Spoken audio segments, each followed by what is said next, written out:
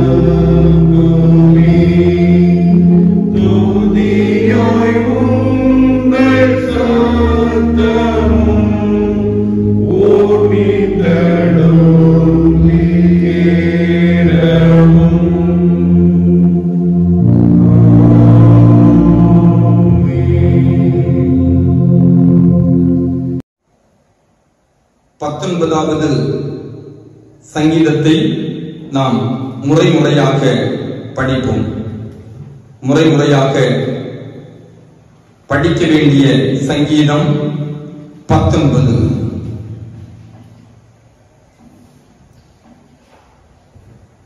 வானங்கள் தேவனுடைய மகிமையை வெளிப்படுத்துகிறது. ஆகாய விரிவு அவருடைய கரங்களின் கிரியையை அறிவிக்கிறது.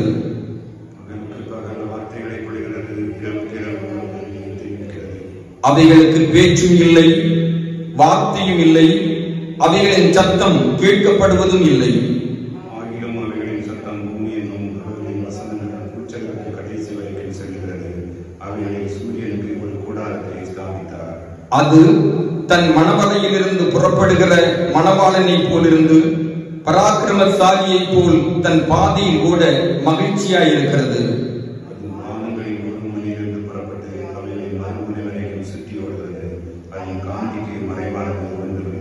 கர்த்தருடைய வேதம் குறைவற்றதும் ஆத்மாவை உயிர்ப்பிக்கிறதுமாயிருக்கிறது. கர்த்தருடைய சாட்சி சத்தியமும் பேதையை ஞானியாக்குகிறதுமாயிருக்கிறது.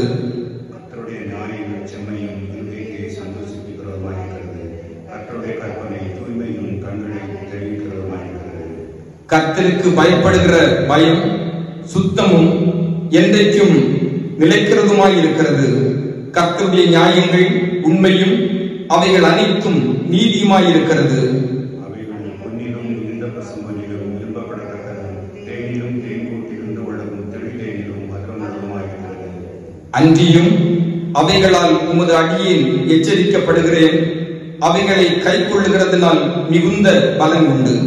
தன் பிள்ளைகளை உணர்கிறவன் யார்? மறைவான குற்றங்களுக்கு என்னை நீங்களாக்கும். துணிகரமான பாவங்களுக்கு உமது அடியேனை விலக்கி காரும். அவைகள் என்னை ஆண்டு கொள்ள ஒட்டாதிரும். அப்பொழுது நான் உத்தமனாகி பெரும் பாதகத்துக்கு நீங்களாயிருப்பேன். என் கண்மலையும் என் மீட்பருமாகிய கர்த்தாவே, என் வாயின் வார்த்தைகளும் என் இருதயத்தின் தியானமும் உமது சமூகத்தில் பிரீதியாயிருப்பதாக.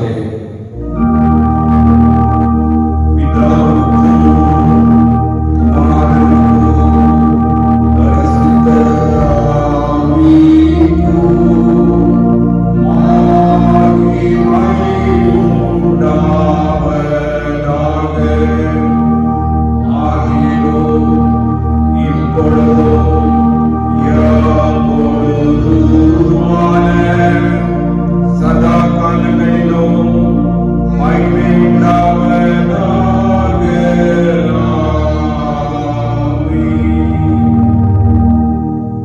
நாம் முழந்தாள் படியிட்டு ஆண்டவருடைய திருமுன்னிலையில் நாம் செய்திருக்கிற பாவங்களை, தவறுகளை மனப்பூர்வமாக உணர்ந்து அறிக்கை செய்து விட்டுவிடுவோம். பிரியமானவர்களே, படைப்புகளை பண்படுத்தி பாதுகாக்கும்படிக்கு ஆண்டவர் இந்த உலகத்திலே நம்மை வைத்திருக்கிறார். இன்றைக்கு உலகத்திலே பல மக்கள் துன்பத்தோடு, ஆக்சிஜன் இல்லாத நிலைமைகளிலே வேதனையோடு இருக்கிறார்கள். ஆனால் படைப்புகளிலிருந்து நாம் உயிர் மூச்சை தினமும் பெற்றுக் கொண்டிருக்கிறோம். பல நேரங்களில் ஆண்டவர் தந்திருக்கிற படைப்புகளை நாம் அழித்து பண்படுத்தாமல் பாழ்படுத்திக் கொண்டிருக்கிற நிலைமைகளை உணர இந்த வேளையில் ஆண்டவர் நமக்கு தருணத்தை கொடுக்கிறார். ஒவ்வொரு நாளும் படைப்புகளினூடே பல பாடங்களை ஆண்டவர் நமக்கு கற்றுத் தருகிறார். தன்னை காயப்படுத்துகின்ற படைப்புகள் சோர்ந்து போகாதபடிக்கு மீண்டும் பலன் கொடுத்து கொண்டிருக்கிறது. அது மனிதருக்கு கற்றுத் தருகின்ற பொறுமை. எவ்வளவு துன்பங்கள் சூழ்ந்து கொண்டாலும், பாடுகள் சூழ்ந்து கொண்டாலும் அவைகளினூடே சோர்ந்து போகாமல் பிறருக்கு பயன் கொடுக்க வேண்டும் என்பதை இயற்கை நமக்கு கற்றுத் தருகிறது. இயற்கை கற்றுத் தருகின்ற பாடங்கள் நம்முடைய வாழ்வுக்கு நாம் பயனுள்ள முறையிலே மாற்றிக் கொள்ளாமல் பதிலுக்கு பதில் செய்து அல்லது நம்மை துன்பப்படுத்துவோரை எப்படியாயினும் பழி தீர்க்க வேண்டும் என்ற சிந்தையோடு நடந்து கொள்கின்ற மனிதருடைய இயல்புகளை எண்ணி பார்ப்போம். தன்னை பரிகாசித்த, தன்னை காயப்படுத்திய பகைவரையும் நண்பராக ஆண்டவர் ஏற்றுக்கொண்டு அவர்களை அன்போடு அரவணைத்து அவர்களுக்கு நன்மையை கொடுத்தார். ஆனால் பல நேரங்களில் பிறரை ஏற்றுக்கொள்வதற்கு மனமற்ற நிலையிலே இருக்கிறோம். பிறருடைய திறமைகளை, தாளந்துகளை அங்கீகரிப்பதற்கு மனம் இல்லாதவர்களாய் இருக்கிறோம். பிறர் செய்கின்ற தவறுகளை மன்னித்து ஏற்றுக்கொள்கின்ற மனநிலை இல்லாதவர்களாய் இருக்கிறோம். இந்த காலை வேளையில் நமக்குள்ளாக இருக்கிற பாவங்களை உணர்ந்து ஆண்டவருடைய சமூகத்திலே அறிக்கை செய்ய அழைக்கப்படுகின்றோம். நிர்பந்தமான பாவியாய் நான் இங்கே தேவரீருக்கே முன்பாக கலக்கமாய் நடுங்கி வந்தேன் என்று பக்தர் சொன்னதை போல நமது இயலாத பாவங்களை உணர்ந்து ஆண்டவருடைய திரு சமூகத்திலே அறிக்கை செய்து விட்டுவிடுவோம்.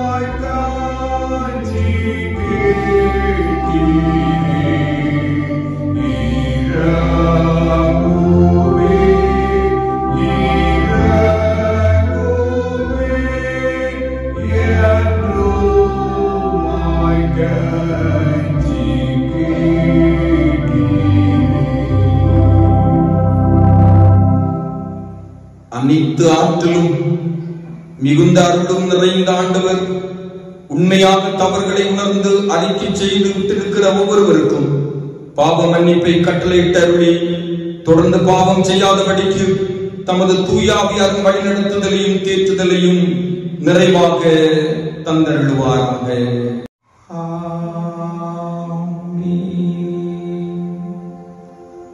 பிரியமானவர்களே, ஆண்டவர் நம்முடைய பாவங்களை மன்னித்திருக்கிறார். அவரை நன்றியோடு நாம் ஸ்தோத்தரிப்போம். நாம் வாழ்வதற்கு இயற்கையை ஆசீர்வதித்து தந்திருக்கிறார். இயற்கை நம்முடைய வாழ்வை அலங்கரித்துக் கொண்டிருக்கிறது. இயற்கை நமக்கு கற்றுத்தருகின்ற அத்துணை உண்மைகளுக்காக ஆண்டவரை நன்றியோடு போற்றுவோம். ஆண்டவர் நம்முடைய வாழ்விலே செய்திருக்கிற ஒவ்வொரு நன்மைகளையும் நினைவு கூர்ந்து உள்ளத்தின் ஆழத்திலிருந்து ஆண்டவரை ஸ்தோத்தரிப்போம். எத்தனையோ போராட்டங்கள், எத்தனையோ வேதனைகள் சூழ்ந்து கொண்ட நேரங்களிலும் ஆண்டவருடைய கிருபை நம்மை தாங்கிக் கொண்டிருக்கிறது. இன்றைக்கு நாம் சுவாசிப்பதற்கு கூட ஆக்சிஜன் நாம் வெளியிலே விலை கொடுத்து வாங்குவோமே, ஆனால் எவ்வளவு என்று மதிப்பிட முடியாது. ஆனால் ஆண்டவர் அவற்றை இயற்கையினூடே நமக்கு கிருபையாக கொடுத்திருக்கிறார். ஆண்டவர் தந்திருக்கிற நன்மைகளுக்காய், ஆசீர்வாதங்களுக்காய் நன்றியோடு ஆண்டவரை ஸ்தோத்தரித்து மகிமைப்படுத்துவோம். நன்றியால் நெஞ்சம் நிறைந்திடுதே, நன்மைகள் நாளும் நினைந்திடுதே. என்னருள் நாதர் அருட்கொடைகள் எத்தனை ஆயிரம் என்றிடுதே. ஆண்டவர் தந்திருக்கிற நன்மைகளை நினைவு கூர்ந்து நாம் நன்றியோடு ஆண்டவரை போற்றுவோம்.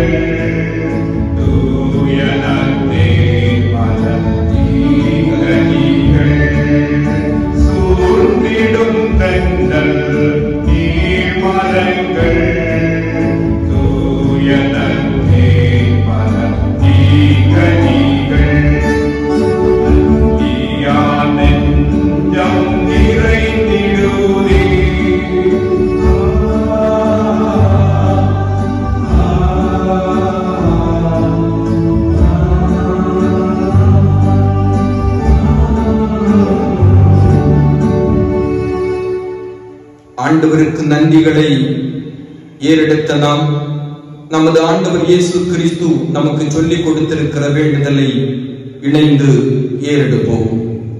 பரமண்டலங்களில் இருக்கிற எங்கள் பிதாவே, உம்முடைய நாமம் பரிசுத்தப்படுவதாக, உம்முடைய ராஜ்யம் வருவதாக, உம்முடைய சித்தம் பரமண்டலத்திலே செய்யப்படுகிறது போல பூமியிலேயும் செய்யப்படுவதாக. எங்களுக்கு வேண்டிய ஆதாரத்தை எங்களுக்கு தாரும். எங்கள் கடனாளிகளுக்கு நாங்கள் மன்னிக்கிறது போல எங்கள் கடன்களை எங்களுக்கு மன்னியும். எங்களை சோதனைக்குள் பிரவேசிக்க பண்ணாமல் தீமை நின்று எங்களை ரட்சித்துக் கொள்ளும். ராஜ்யமும் வல்லமையும் மகிமையும் என்றென்றைக்கும் உம்முடையவைகளே. ஆமென். இப்பொழுது இந்நாளுக்குரிய திருமறை பாடத்தை படிக்க கேட்போம். வாசிக்கப்படியாக கொடுக்கப்பட்ட திருமறை பகுதி லூக்கா எழுதின சுவிசேஷம் 8ஆம் அதிகாரம் 28ஆம் வசனம் முதல் 25ஆம் வசனம் வரை. லூக்கா 8ஆம் அதிகாரம் 22ஆம் வசனம் முதல் 25ஆம் வசனம் வரை. பின்பு ஒரு நாள் அவர் தமது சீஷரோடு கூட படவில் ஏறி கடலின் அக்கறைக்கு போவோம் வாருங்கள் என்றார். அப்படியே புறப்பட்டு போனார்கள். படகு ஓடுகையில் அவர் நித்திரையாக இருந்தார். அப்பொழுது கடலிலே சுழல் காற்றுனால்தான் அவர்கள் மோசமடையத்தக்கதாய் படகு ஜலத்தினால் நிறைந்தது. அவர்கள் அவரிடத்தில் வந்து, ஐயரே ஐயரே, மடிந்து போகிறோம் என்று அவரை எழுப்பினார்கள். அவர் எழுந்து காற்றையும் ஜலத்தின் கொந்தளத்தையும் அதட்டினார். உடனே அவைகள் நின்று போய் அமைதலுண்டாயிற்று. அவர் அவர்களை நோக்கி, உங்கள் விசுவாசம் எங்கே என்றார். அவர்கள் பயந்து ஆச்சரியப்பட்டு, இவர் யாரோ, காற்றுக்கும் ஜலத்துக்கும் கட்டளையிடுகிறார், அவைகளும் இவருக்கு கீழ்ப்படுகிறதே என்று ஒருவரோடொருவர் சொல்லிக் கொண்டார்கள் என்பதை வாசிக்கும்படியாக கொடுக்கப்பட்ட திருமறை பகுதி வாசிக்க முடிந்தாயிற்று.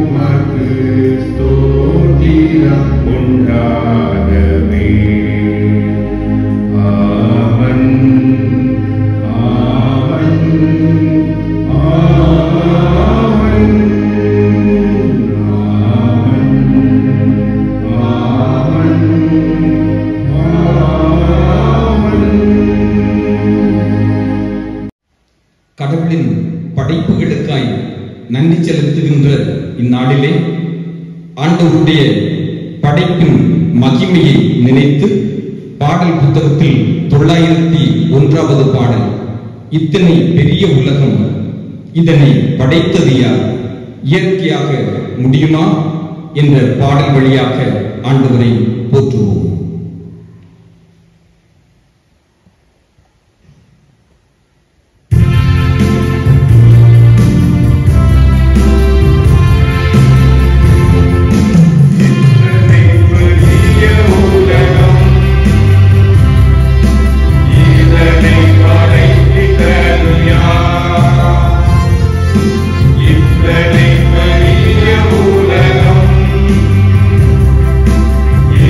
Thank you.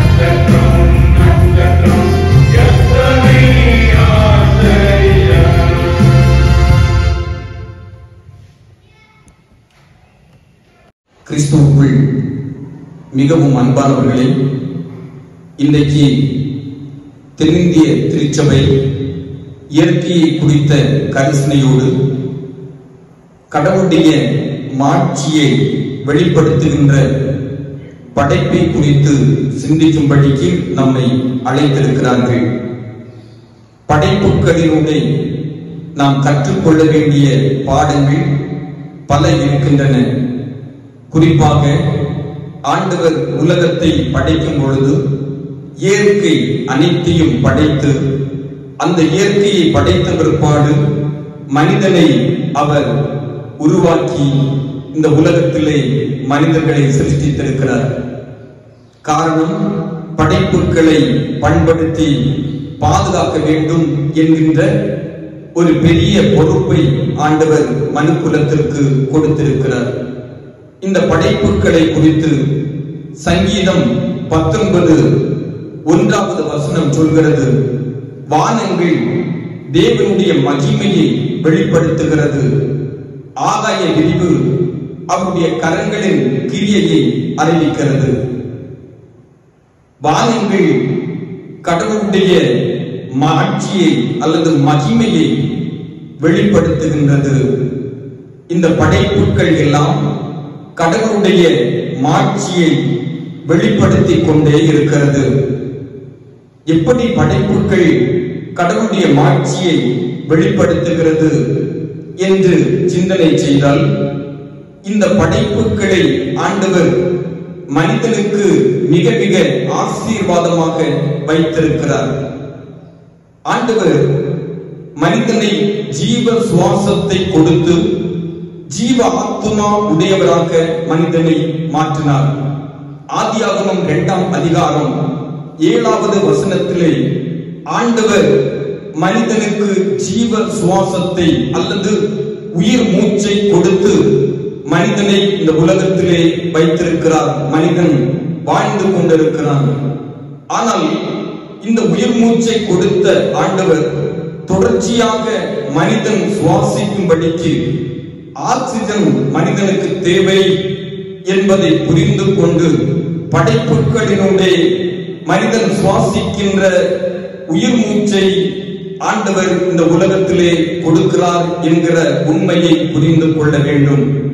அப்படியானால் இந்த படைப்புகள் கடவுளுடைய மாட்சியை எப்படி வெளிப்படுத்துகிறது என்றால், உயிர் மூச்சின் உற்பத்திக்குரிய இடங்களாக ஆண்டவர் இந்த படைப்புகளை வைத்திருக்கிறார் என்பதை நாம் புரிந்து கொள்ள வேண்டும். கடந்த சில நாட்களுக்கு முன்னால் என்னுடைய வாட்ஸ்அப்பிலே ஒரு அழகான ஒரு படத்தை அனுப்பியிருந்தார்கள். வியாபாரி ஒருவர் பொருட்களை வாங்குவதற்காக பழைய இரும்பு பொருட்களை கொடுத்து அதற்கு ஆக்சிஜன் வாங்குங்கள் என்று கூவிக்கொண்டே வருகிறார். பழைய பொருட்களை தந்து அதற்கு மாற்றாக ஆக்சிஜன் நீங்கள் வாங்கிவிடுங்கள் என்று சொல்லிக் கொண்டு வந்தார். இதை கேட்ட இல்லத்திற்குள்ளாக இருந்தவர்கள் வெளியே ஓடோடி வந்து பார்க்கிறார்கள். பார்த்து, நீங்கள் எங்கிருந்தையா ஆக்சிஜன் கொடுக்கிறீர்கள்? மருத்துவமனைகளிலே ஆக்சிஜன் இல்லாமல் கஷ்டத்தோடு இருக்கிறார்கள். பல உயிர்கள் பிரிந்து கொண்டிருக்கிறது.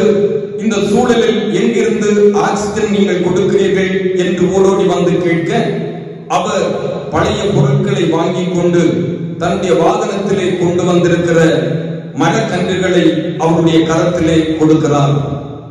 இதை பார்க்கும் பொழுது மனிதர் சிந்திக்க வேண்டிய காரியங்கள் உண்டு. ஒவ்வொரு நாளும் ஒரு மனிதன் மூச்சு இழுத்து விடுவதனாலே ஆக்சிஜனுடைய அளவை அதிகமாக பயன்படுத்திக் கொண்டிருக்கிறான். இவைகளை உற்பத்தி செய்கின்ற ஒன்றாக ஆண்டவர் இந்த உலகத்திலே மரங்களாகிய இயற்கைகளை வைத்திருக்கிறார். மனிதர்கள் இதை சிந்திக்க வேண்டும். ஆண்டவர் கொடுத்திருக்கிற இந்த ஆசீர்வாதத்தை நாம் புரிந்து கொள்ள அழைக்கப்படுகின்றோம். கடந்த போன செய்தியாக உத்தரப்பிரதேச மாநிலத்திலே கோரக்பூரில் உள்ள ஒரு மருத்துவமனையில் ஆக்சிஜனுடைய பற்றாக்குறையினால் 63 குழந்தைகள் மரித்து போனார்கள் என்கிற செய்தியை நாம் கேள்விப்பட்டோம். 63 குழந்தைகள் மரித்து போனார்கள். ஏன் மரித்து போனார்கள்? ஆக்சிஜனுடைய பற்றாக்குறை. பல மருத்துவமனைகளில் உயிர்கள் பலர் இழந்தார்கள். காரணம் ஆக்சிஜனுடைய பற்றாக்குறை. இன்றைக்கு மரங்கள் இவைகளை நமக்கு கொடுத்து கொண்டே இருக்கிறது. எனவேதான் உயிர் மூச்சுக்குரிய இந்த உற்பத்திக்குரிய இடமாக இந்த மரங்கள் அல்லது இயற்கை இருந்து கடவுளுடைய திருப்பெயரை மாட்சிமைப்படுத்திக் கொண்டிருக்கிறது. பிறரை வாழ வைப்பதற்கான பணிவிடைகளிலே இயற்கை இருக்கிறது. அன்புக்குரியவர்களே, எனவே கடவுளுடைய மாட்சியை இந்த இயற்கை எப்படி மாட்சிமைப்படுத்துகிறது என்றால் பிறரை வாழ வைப்பதன் வாயிலாக கடவுளுடைய திருப்பெயரை மாட்சிமைப்படுத்துகிறது. நம் மூலமாக ஆண்டவருடைய திருப்பெயர் எப்போது மாட்சி அடைய முடியும்? நாம் பிறரை வாழ வைக்கும் போது. பிறரை வாழ வைக்க வேண்டும். இந்த இயற்கையினுடைய மரங்களை நாம் பல நேரங்களில் காயப்படுத்துவோம். மாமரம் ஒன்று காய்த்து தொங்குகிறது என்றால் அந்த காய்களை கல்லால் அடித்து பல நேரங்களில் நாம் அதை காயப்படுத்தினாலும் அந்த காயங்களையும் அந்த இயற்கை ஏற்றுக்கொண்டு மனிதனை மகிழ்வித்துக் கொண்டே இருக்கிறது. பல நேரங்களில் நம்மை துன்பப்படுத்துகிற, நம்மை வேதனைப்படுத்துகிற பிறரை மன்னிப்பதற்கு கூட நாம் தயங்குகிறோம். ஆனால் இயற்கை மனிதனை மன்னித்துக் கொண்டிருப்பதனால் கடவுளுடைய திருப்பெயரை மாட்சிப்படுத்திக் கொண்டிருக்கிறது. கடவுளுடைய திருப்பெயர் மாட்சிமை அடைகிறது. அன்புக்குரியவர்களே, நாமும் ஆண்டவருடைய திருப்பெயரை மாட்சிமைப்படுத்துகிறவர்களாக வாழ அழைக்கப்படுகின்றோம். இரண்டாவதாக, இந்த படைப்புகள் எப்படி கடவுளுடைய பெயருக்கு மாட்சிமைக்குரியதாக இருக்கிறது? உலக வளத்தினுடைய பாதுகாப்பிற்கான இடமாய் இயற்கை இருக்கிறது. உலக வளத்தை இந்த இயற்கை பாதுகாக்கிறது. மண்ணரிப்பை தடுத்து அந்த மரங்கள் நம்முடைய இயற்கைக்கு பாதுகாப்பாக இருக்கிறது, உலகத்திற்கு பாதுகாப்பாக இருக்கிறது. அதே போல மழையை பெற்றுக் கொள்வதற்கு இந்த உலகத்தினுடைய வாழ்வாதாரத்தை பாதுகாக்கின்ற பணியிலே இயற்கை இருக்கிறது. இந்த இயற்கையிலே இருக்கிற நன்மைகளை நாம் புரிந்து ஆண்டவருக்கு நன்றி செலுத்த வேண்டும். எனவேதான் இந்நாளிலே நாம் படிக்க கேட்ட நற்செய்தி பகுதியாகிய லூக்கா எழுதிய நற்செய்தி நூல் 8வது பிரிவிலே நாம் படிக்கும் பொழுது ஆண்டவர் தமது சீடர்களோடு கூட படகிலே சென்று கொண்டிருக்கிறார். லூக்கா 8ஆம் அதிகாரம் 22வது வசனத்திலிருந்து படித்தால், பின்பு ஒரு நாள் இயேசு தமது சீஷரோடு கூட படகில் ஏறி கடலின் அக்கறைக்கு போவோம் வாருங்கள் என்றார். அப்படியே புறப்பட்டு போனார்கள். 23வது வசனம் சொல்கிறது, படகு ஓடுகையில் அவர் நித்திரையாயிருந்தார். அப்பொழுது கடலிலே சுழல் காற்று உண்டானதால் அவர்கள் மோசமடையத்தக்கதாய் படகு ஜலத்தினால் நிறைந்தது. அன்புக்குரியவர்களே, இந்த படைப்புகள் உலகத்தினுடைய வளத்தை பாதுகாக்கிறது. கடலிலே சுழல் காற்று அல்லது அலை இவைகள் ஏற்படுவது பல நேரங்களில் நமக்கு வருத்தத்தை கொடுப்பதை போல எண்ணலாம். சீடர்கள் இந்த சுழல் காற்றையும் அந்த அலைகளையும் அவர்கள் வருத்தத்திற்குரியதாக எண்ணினார்கள். ஆனால் ஆண்டவரோ அது படுக்கைக்குரிய அமைதியானதாக எண்ணினார். இயேசு கிறிஸ்து படகிலே நித்திரையாயிருந்தார். அலை அடிக்கிறது, புயல் வீசுகிறது, ஆனால் அது ஆண்டவருக்கு நித்திரையாயிருந்தது. காரணம் என்ன? கடலினுடைய வளத்தை பாதுகாப்பது இப்படிப்பட்ட சுழல் காற்றுகள், அலைகள் பல நேரங்களில் கடலினுடைய மீன் வளத்தை பாதுகாக்கிறதாக இருப்பதாக அத்தொழிலை செய்கின்ற சகோதரர்கள் சொல்லுவார்கள். காரணம் என்ன? இந்த சுழல் காற்று வீசும் என்றால் கடலுக்கு மீன்பிடிக்க செல்வது இல்லை. அந்த நாட்களில் கடல் தனது வளத்தை பெருக்க ஆரம்பித்துவிடும். அந்த சுழல் காற்றும் இயற்கையோடு கூட இருக்கிறது தான். ஆனால் அது மாறுபட்ட நிலையிலே செல்லும் போதுதான் பல ஆபத்துக்களை சந்திக்க நேரிடுகிறது. மற்றபடி இயற்கையோடு கூட இருக்கிற எல்லா தன்மைகளையும் மனிதன் புரிந்து வாழ வேண்டும். எனவேதான் இந்த இயற்கையினுடைய நன்மைகளை புரிந்து கடவுளுடைய திருப்பெயரை எப்படி மாட்சிமைப்படுத்துகிறது, உலக வளத்தினை பாதுகாப்பதன் வாயிலாக. இங்கே அலை வீசுவது, புயல் உண்டாவது தனக்காக அல்ல, கடலினுடைய வளத்தை பாதுகாப்பதற்காக. ஆண்டவர் அந்த அலையையும் அந்த காற்றையும் தனக்குரியதாக ஏற்றுக்கொண்டு அமைதியோடு கூட நித்திரையோடு கூட இருக்கிறார். ஆனால் சீடர்களால் தாங்கிக் கொள்ள இயலவில்லை. அன்புக்குரியவர்களே, இதில் இன்னொரு உண்மையை புரிந்து கொள்ள வேண்டும். ஆண்டவருடைய வார்த்தைக்கு அவைகள் கூட கீழ்ப்படுகிறது. சாதாரணமாக இயற்கையில் ஏற்படுகின்ற சில தன்மைகள் ஆண்டவருடைய வார்த்தைக்கு கீழ்ப்படுகிறது.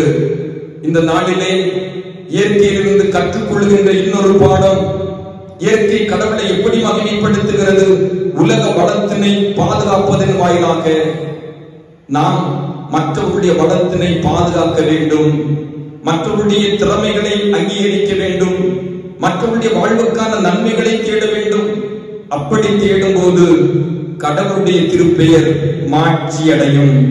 அன்புக்குரியவர்களே, நாம் நமக்காக தேடுகிறவர்கள் அல்லது நமக்காக வாழ்கிறவர்கள் என்பதை விட இயற்கையை போல பிறருடைய வாழ்வின் வளத்திற்காக நன்மைகளுக்காக நாம் உழைக்கும் போது ஆண்டவருடைய திருப்பெயர் மாட்சிமை அடைய முடியும். இதை இயற்கையிலிருந்து நாம் கற்றுக்கொள்கிறோம். இயற்கை கற்றுத்தருகின்ற இந்த பாடங்களை நம் வாழ்வுக்கு சொந்தமாக்கி ஆண்டவருடைய பிள்ளைகளாய் தொடர்ந்து முன்னேறி செல்வோம்.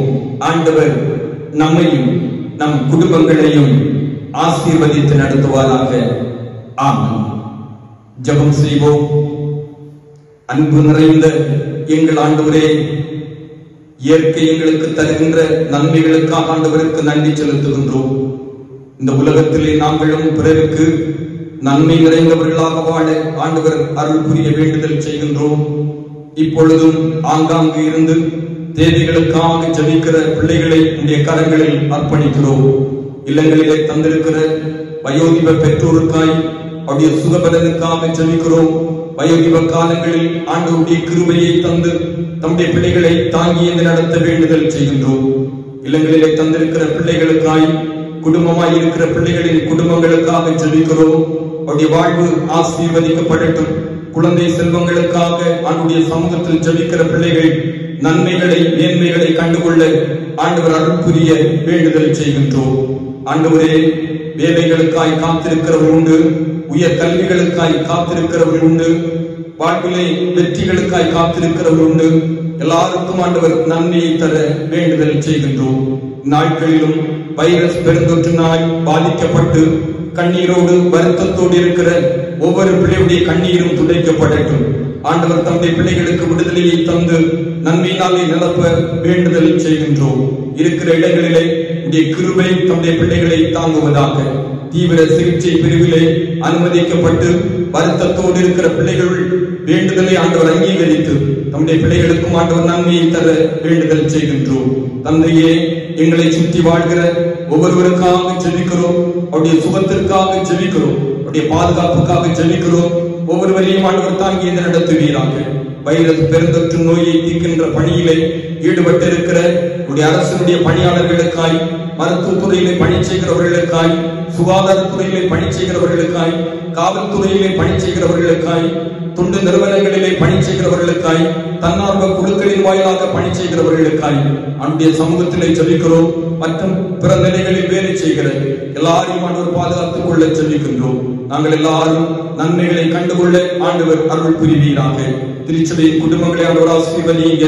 நம்முடைய பிள்ளைகள் இருக்கிற இடத்திலே உடைய கிருபையை தந்து நம்முடைய பிள்ளைகள் நன்மைகளை கண்டுகொள்ள ஆண்டவர் அருள் புரிய வேண்டுதல் செய்கின்றோம். மிஷனரி பணிகள் ஆசீர்வதிக்கப்படட்டும்.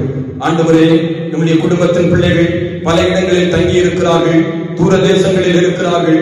எல்லாருடைய பாதுகாப்புக்காக ஜெபிக்கின்றோம். நன்மைகளுக்காய் எதிர்பார்த்திருக்கிற பிள்ளைகள் நன்மைகளையும் ஆசீர்வாதங்களையும் கண்டுகொள்ள ஆண்டவர் அருள் புரிய வேண்டுதல் செய்கின்றோம்.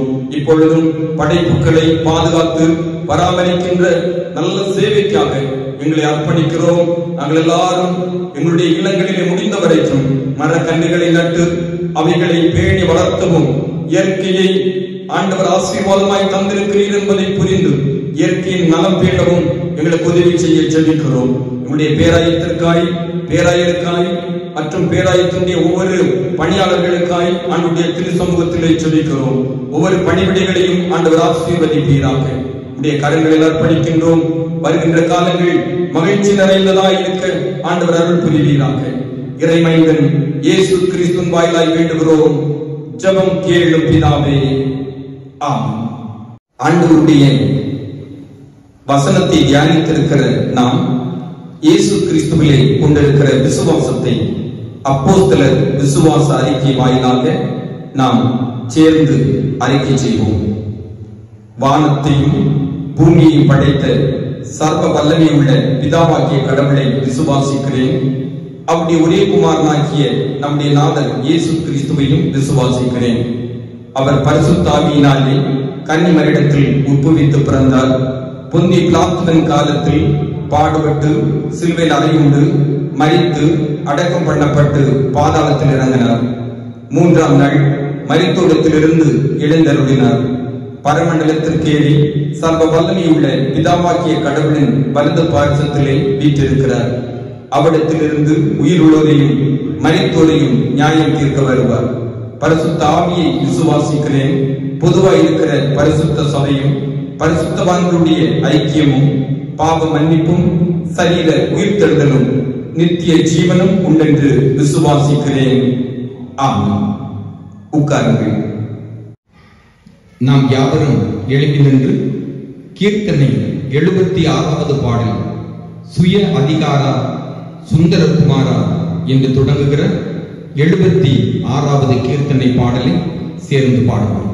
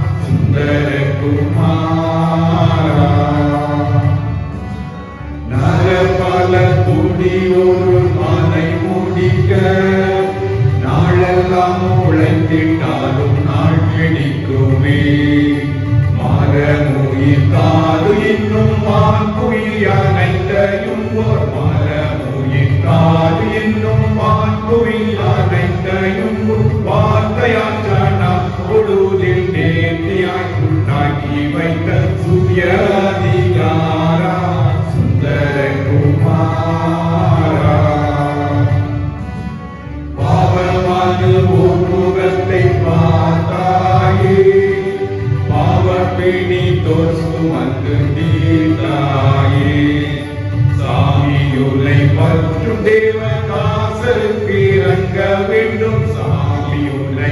காப்பாற்றும் தேவ தாசருக்கு இறங்க வேண்டும். தஞ்சமன ஓடி வந்தோம் கெஞ்சுமானு கேட்டருள்வாய். சுயாதிகாரா சொந்த குமாரா சொந்த உலகந்தனை துறந்த மாறி மைந்தனான சுயாதிகாரா சுந்தர குமாரா.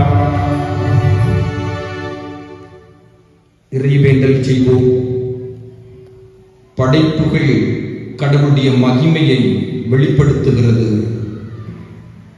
படைப்புகள் பிறரை வாழ வைக்கிறதுனால் கடவுளுடைய மகிமையை வெளிப்படுத்திக் கொண்டிருக்கிறது.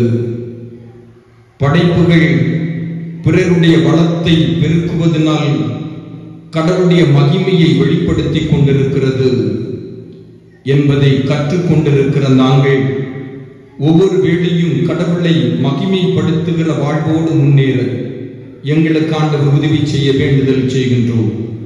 நாங்களும் கடவுளை மகிமைப்படுத்துவதற்கு அடையாளமாய் படைப்புகளைப் போல பிறருடைய நலத்தை பேணி பிறரை வாழ வைக்கவும், படைப்புகளைப் போல பிறருடைய வளத்தை பெருக்கவும் எங்களுக்கு ஆண்டவர் ஆற்றல் தர வேண்டுதல் செய்கின்றோம். தொழுகையிலே கலந்து கொண்டிருக்கிற ஒவ்வொருவரையும் ஆண்டவர் ஆசீர்வதிப்பீராக. பல இடங்களில் இருந்து கொண்டு இந்த ஆராதனையில் பங்கு பெற்ற அத்துணை பேரையும் ஆண்டவர் பலப்படுத்த ஜெபிக்கின்றோம். ஆராதனையிலும் பங்களிப்பு செய்திருக்கிற ஒவ்வொருவரோடும் கிருபை தங்கி இருப்பதாக. வருகின்ற நாட்கள் கிருபையினாலே நன்மைகளை பெற்றுக் கொள்ளக்கூடியதாயிருக்க எங்கள் ஆண்டவர் ஒவ்வொருவருக்கும் அருள் புரிய வேண்டும் என்று இறைமைந்தன் இயேசு கிறிஸ்துவின் வாயிலாய் வேண்டுகிறோம். ஜெபம் கேளும் பிதாவே.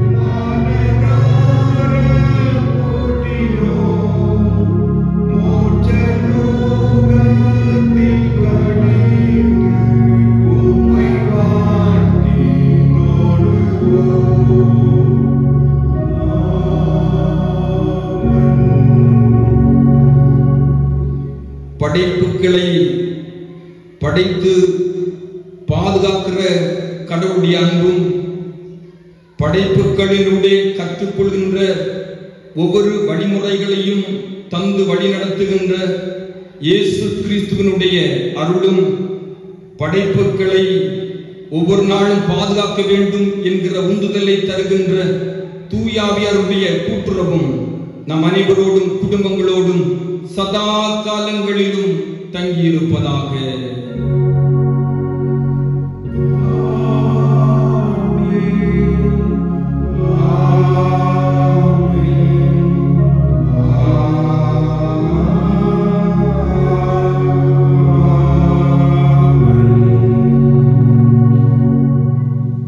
ஆண்டவர் உங்களோடு இருப்பாராக. சமாதானத்தோடு சென்று வாருங்கள்.